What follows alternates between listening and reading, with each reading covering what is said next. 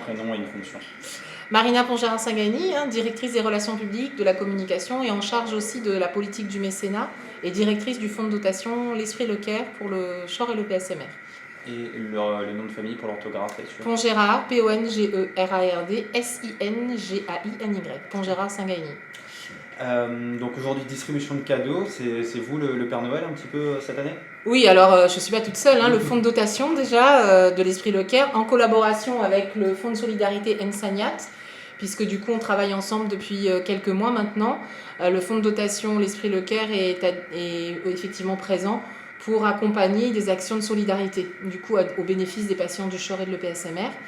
Et on fait appel effectivement à un certain nombre de mécènes, et il faut savoir que le fonds de solidarité Ensagnat a été là depuis le départ.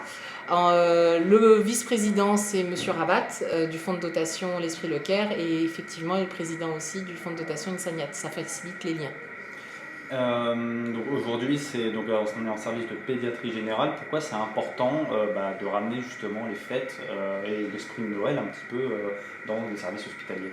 Oui, vous avez raison de dire que c'est important, puisqu'en fait, c'est une période qui est particulière, et puis c'est même plutôt difficile, je dirais, d'avoir nos enfants hospitalisés déjà pour les enfants eux-mêmes, c'est assez compliqué pour les parents, et l'ensemble de la famille ne pourra pas être présente.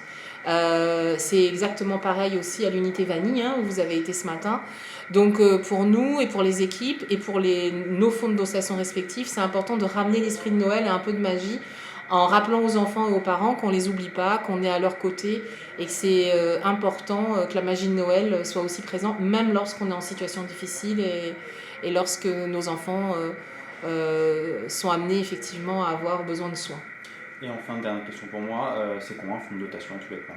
Alors un fonds de dotation, c'est une association en fait qui vient en soutien au projet du Chor, enfin là en l'occurrence c'est un projet du Chor et de l'EPSMR, mais qui a la capacité de faire appel à des fonds privés. Donc c'est vrai que c'est assez innovant pour les établissements de santé qui n'ont pas forcément toujours l'habitude.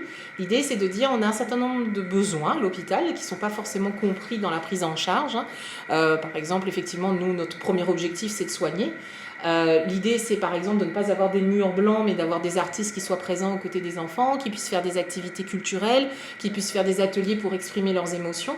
Et on s'est rendu compte après le Covid qu'on a un certain nombre de mécènes privés qui souhaitaient intervenir et aider l'hôpital.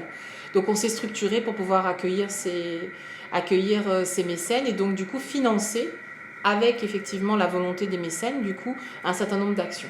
La prochaine action qui va avoir lieu, par exemple, ça va être l'humanisation du hall d'accueil du Chor extérieur, puisqu'aujourd'hui c'est des murs et quand les gens arrivent, ça peut-être paraître un peu austère. Et l'idée c'est de faire un prolongement du jardin. Et tout ça ne peut se faire qu'avec effectivement le soutien de mécènes privés.